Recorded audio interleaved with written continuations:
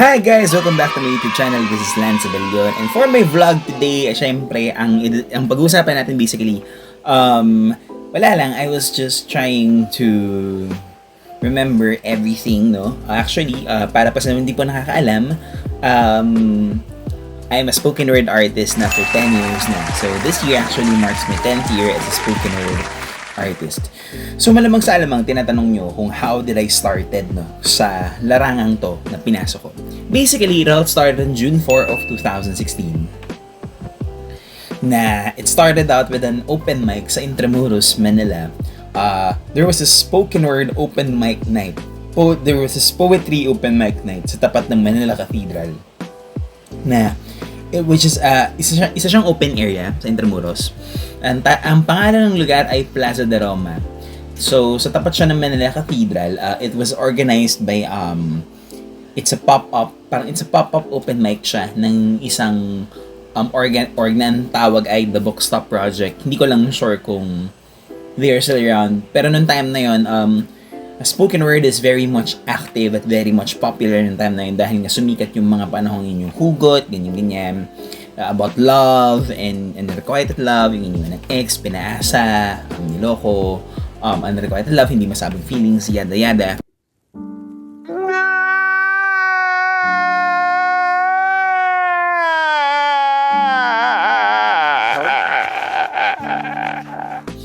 So be it, so on and so forth. So, ayun, kumbaga, there was this open mic night na actually, nirecommend sa akin ng friend ko.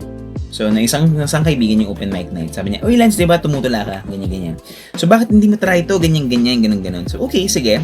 I decided to try it on. Tapos, parang, okay, anong time na yun, parang I was a listener. So, syempre, imagine mo, 2016 nun, bagito pa lang ako sa spoken word ng time na yun. Parang basically, I got curious and hooked on the art form dahil rin sa mga iba't ibang napapanood ko sa mga YouTube videos online, be it sa local o mapa-local or international man na eksena ng spoken word. I was hooked on the art form at sabi ko parang gusto ko siyang itry, gusto ko siyang subukan. Kasi for the longest time actually, syempre, alam mo yung tipong isa kang artist na naghahanap ka ng isang specificong art form na kapag ginawa mo, masasabi mong ikaw yun, sa'yo yun. And luckily, I was able to find spoken word, pagsusulat ng tula, poetry, no? Pero actually, way back, siguro high school pa lang, nagsusulat-sulat na ako ng mga tula. Pero syempre, wala pa akong kapal ng mukha at lakas ng loob para ibahagi yan sa mas maraming tao. So I decided to keep it on myself muna for the longest time. Tapos yun, parang dumating yung college.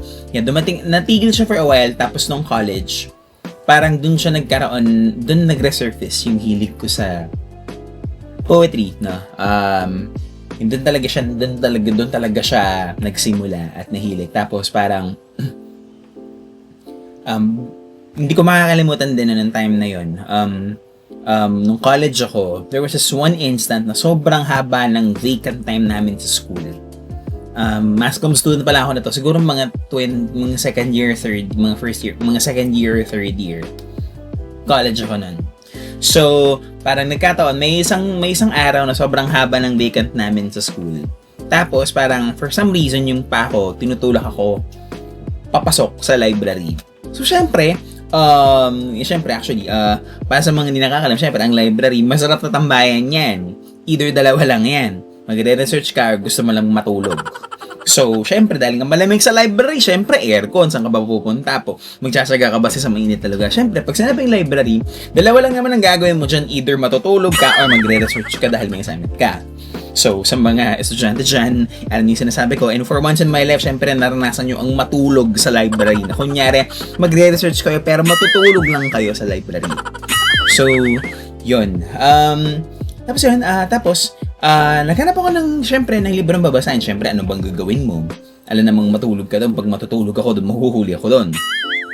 So, naghanap ako ng babasahin. Tapos, hanggang sa yung mata ko, parang napako yung mata ko sa Filipiniana section ng library namin. Tapos, hanggang sa, I came across this book entitled, yung isang koleksyon ng mga tula ni Pablo Neruda. which is si Pablo Neruda po ay isa pong makat at manunulat mula sa bansang Chile, which is Latin America or South America. Latin America siya. So, somewhere in Europe, no? O, yun. So, it's sa Chilean poet na si Pablo Neruda na kung saan ang mga tula ay nakasulat sa Espanyol. Tapos, nagkataon na yung time na yon, ang nakita ko ay isang piling koleksyon ng mga tula ni Pablo Neruda na may translation sa Filipino. So, syempre, I got curious, binasa ko, and eto, hindi ako nagbibiro. Yung librong yon na siguro ganyan siya kakapal, natapos ko siya in one sitting. So, sobrang ganda ng librong yun. Natapos ko siya in one sitting. Na, syempre, parang medyo okay. Pero ganun talaga yung nangyari. I finished reading the whole book from cover to cover in just one sitting. Sakto rin kasi sobrang haba ng vacant namin nun. So, natapos ko siya.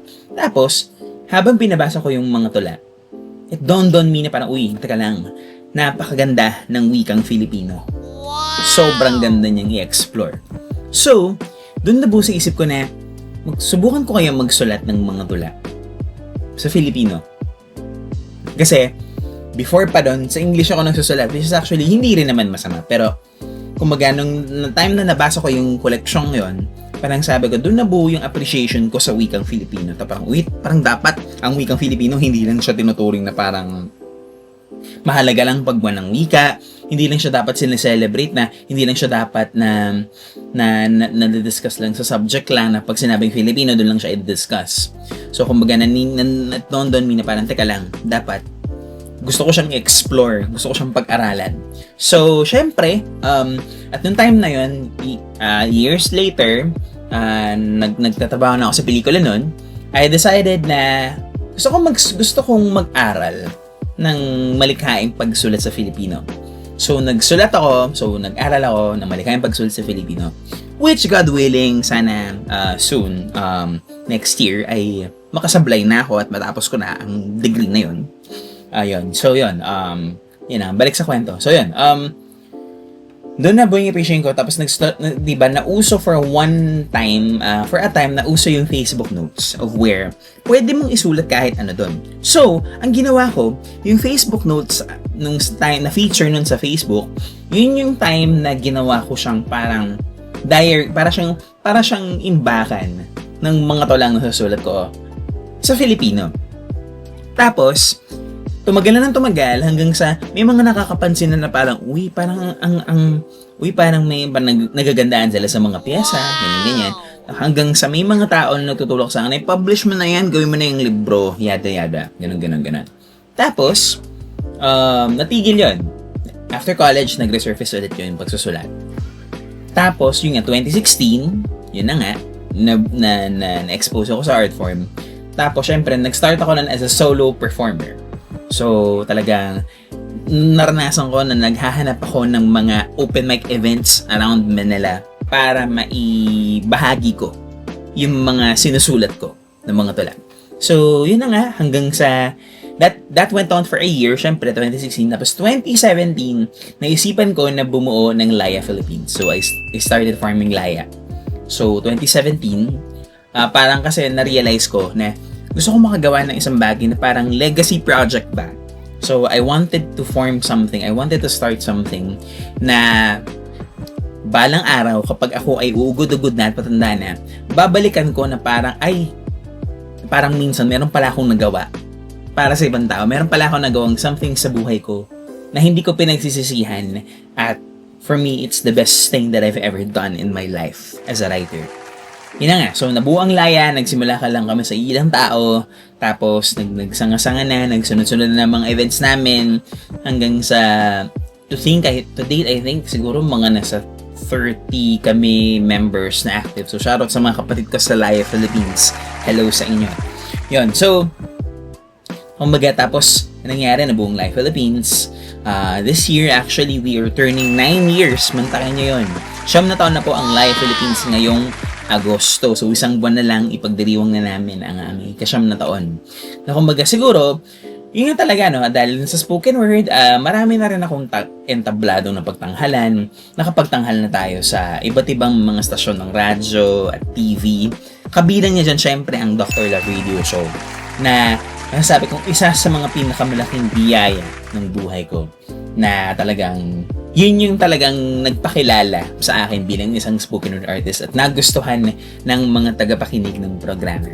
So, yung sa nangyari, nakapagtanghala tayo sa CCP, nakapagpasinaya tayo, nakapag-perform matura ako actually. I was one of, naranasan ko na mag-perform sa isang poetry slam sa CCP noong 2019. So, I joined Perform Matura through Sir Bim Nadera. Hello Sir Bim, sana napapanood mo to. Yun, so, kumbaga, tapos yun, nung time na yun, syempre nag-aaral na ako sa UP, ganyan-ganyan. Marami na ako nakilala mga manunalati na with the likes of, mention ko yung ibang mga manunalati talaga, mga dekalibre at mga premyado talaga to. Nakilala ko sina Dean Jimul Naval, si Sir Joey Bakiran, dami, si Sir Vlad Gonzales, Sir Bim Nadera, syempre. Ang dami-dami pa. Tapos yun, nakilala ko na rin sina iba-iba mga artists, no? Iba-iba mga manunalat sa UP. At yun na nga. So, sabi ko parang, ang ganda pala, no? Na, who would have thought na yung isang simpleng katulad ko na estudyante na naghahanap lang ng platform para ma-air out ang gusto niyang sabihin sa mga tao. Ay, eto na ngayon, nasa punto na to ng buhay na to na parang ang dami ng mga opportunities, ang dami ng mga nangyayari sa akin. Umabot pa sa punto na ako ay naging isang part-time faculty pa sa Miriam College. So, talagang masasabi ko na kung gusto mo ang bagay na ginagawa mo, kailangan mo siyang pag-aralan. Kailangan mo siyang matutuhan. Ito yung mga lessons na natutuhan ko. Yun na nga. Una, kung meron kang gustong bagay na pasukin, kailangan pasukin mo siya na buo yung puso mo na matuto, na i-allow mo yung sarili mo na kahit papaano makorek ka, na maiba, magkaroon ka ng ibang lente, ng ibang pagtingin sa mga bagay-bagay. Pwede, besides dun sa mga bagay na pinaniniwalaan mo na. Kasi naniniwala rin ako na kapag meron ka ring ibang pagtingin sa mga bagay, lumalawak ang isip mo, lumalawak ang pananaw mo, at nagkakaroon ka ng isang bird's eye view ng buhay, no? Hindi lang sa buhay, kumbaga sa akin, sa larangan ng pagsusulat, nagkakaroon ako ng mga bird's eye view na hindi lang isang lente yung natitignan mo, kundi tignan mo rin yung kabilang dako ng story. Kumbaga, it's about looking two sides of the coin. Hindi lang yung puro, kumbaga, hindi lang puro feel good, yes, pero minsan din kailangan din nating tumanaw sa realidad sa kung ano nga bang nangyayari sa ating mga lipunan. At, syempre, natutuhan ko rin na ang mga manunulat, writers, ay ang boses ng mga taong hindi makapagsalita. So, maging boses ka. So, kung ano man ang ginagalawan mo, be it ano man yan, sportsman yan, be it edukasyon man yan, kailangan magkaroon tayo ng sapat ng lakas ng loob at tapang para tumindig sa mga bagay na natututuhan natin at the same time, pinaniniwalaan natin na kumbaga matuto pa rin tayong tignan kung ano ba yung purpose natin. Third, siguro pangatlo. Kailangan matutuhan mo ano ba yung purpose mo, ano ba ang intention mo bilang isang tao. For example, ano ba ang gusto mo bilang sa manunulat? Ano ba ang aim mo? Gusto mo ba mag-educate? Gusto mo ba mag-entertain? O simple lang na gusto mo lang ilabas ang sarili mo na to get yourself out there, yung ideas para mabasa ng ibang tao. And later on, syempre, sa totoo lang, bonus na lang rin talaga kung magugustuhan ng mga tao yung ginagawa mo bilang isang, for me, instance, writer, no? Kumbaga, syempre, siguro, ituloy lang yung ginagawa. Huwag mapagod na matuto. Huwag mapagod na mag-aaral. Kasi yun na nga eh. Parang habang tumatagal, kumbaga, lumalalim rin yung appreciation mo. For example, ako, hindi, parang, akalain nyo ba na dahil lang sa isang libro, nagkaroon ako ng deeper appreciation sa wikang Filipino, na hindi lang siya basta-basta ng ganun-ganun lang, na hindi lang siya basta-basta ng isang subject, hindi lang siya basta-basta ng isang wika, hindi lang siya basta-basta ng isang language na ginagamit sa kung saan man, na kumbaga importante rin na from time to time, syempre nandun pa rin yung pag-aaral, na inaaral ko pa rin yung kaligiran ng wika ng wikang Filipino, dahil nga yun, ang sabi nga ng mga professors ko sa UP, ang wika ay salamin ng ating pagkakakilanlan bilang isang bayan, bilang isang lipunan, at marapat natin itong pag-aralan at matutuhan ng malaliman. So, in all of these 10 years sa buhay ko, yun na nga. So, masasabi ko na nagpapasalamat ako sa biyaya ng singing. Siyempre, nagpapasalamat ako sa Diyos, of course, na nilig niya ako sa ganitong klaseng larangan. at naniniwala ako na meron siyang purpose kung bakit ako nandito sa kinabibilangan ko ngayon. Kinatatayuan ko ngayon. Na who would have thought makikilala ko, makakapag-perform ako sa radyo, sa TV, diba? Tapos, nakilala ko pa si Dr. Love. Ang dami ko nakilala. Sina Sir Julius Babaw, Sir Tintin Babaw, sina Kuya Poy, yan, sina Dr. Love. Tapos, yung mga iba pang mga taga-radyo, the same time, mga taga-media, no? Na talagang nagbibigay ng plataforma. At syempre, gusto ko na rin kunin ang pagkakataon to na pasalamatan ang mga katulad nila na nagbibigay ng espasyo at puwang sa katulad naming mga artists, na mga independent artists na hindi naman masyadong matunog sa mainstream, na talagang mabigyan ng pagkakataon na may bahagi yung sining na meron kami. Ako nagpapasalamat na ako sa mga radio stations, sa iba't ibang mga organisasyon na nagtampok sa akin sa aking mga tolano. Sa Himpapawid, be it sa broadcast man yan, sa print or sa TV, sa radyo, no? Kumbaga, hindi ko sukat akalain na kung na yun na nga, mabibigyan ako ng pagkakataon na talagang mas simple lang na gusto lang, ma-express sa sarili niya hanggang sa marami ng pagtanghalaan ng tablado. At din syempre, nagpapasalamat din ako sa mga tao na walang sawang sumusuporta at naniniwala sa akin. Na bagamat syempre, hindi naman sa lahat ng oras ay nagkakaroon tayo ng motibasyon para magpatuloy. Pero malaking bagay na meron din malakas ng support system sa paligid ko at natin para ipagpatuloy yung bagay na ginagawa natin. Kasi, kumbaga minsan, sila na lang yung tinitignan natin na motibasyon para galingan sa bawat bagay na ginagawa natin. At na paghusayan pa kung ano yung mga dapat pa natin gawin. Kasi yun nga, parang isa rin sa mga bagay na natutuhan ko, siguro wag nating kalimutan yung mga taong naniniwala sa atin, sa kakayahan natin. Yun yung natutuhan ko, na sila talaga yung nag-push sa akin na, Lance, maglabas ka ng libro. Who would have thought? Naka-anim na akong libro. Tapos ngayon, as of speaking, ay ginagawa ko na yung pampito o yung susunod na collection na ilalabas ko this coming November. So malamang sa alam niyo naman na sa mga friends ko sa Facebook, alam niyo na kung anong titulo nito lang yun. So makababalik rin at iba pang tula. Sa ngayon siguro ang progress ng libro ay mga siguro na siya, mga 60% done na basically. So yun yung status ng libro. At yun, syempre, sa mga followers ko, sa mga sumusuporta sa mga nahalala sa Dr. Love, mga supporters, special shoutouts kay Ate Eclopena, Miss Chato Sacluti, kay Miss Wiza Tamblado, kay Miss Allen Ihungko, kay Alan Lourdes ng San Fernando La Union, syempre. At yun, syempre, kina Sir Jake Bakud, yan, yung mga staff ng 105.9 FM, kina Sir Jake Bakud, Sir Max Antilian, Sir Romo Ortigas, Sheik Mamaril, Mike Boleog, at yun. So, Sir Joey Perez, yan, yung mga kasama ko, mga nakasama ko sa 105.9 True FM. So, again, that's Eat Panzit. So, maraming salamat sa panonood ko. I-follow niyo po ako sa aking social media account, sa aking YouTube channel, para sa iba pang videos. Ako pa si Lance Rebellion. Hanggang sa muli, paalam!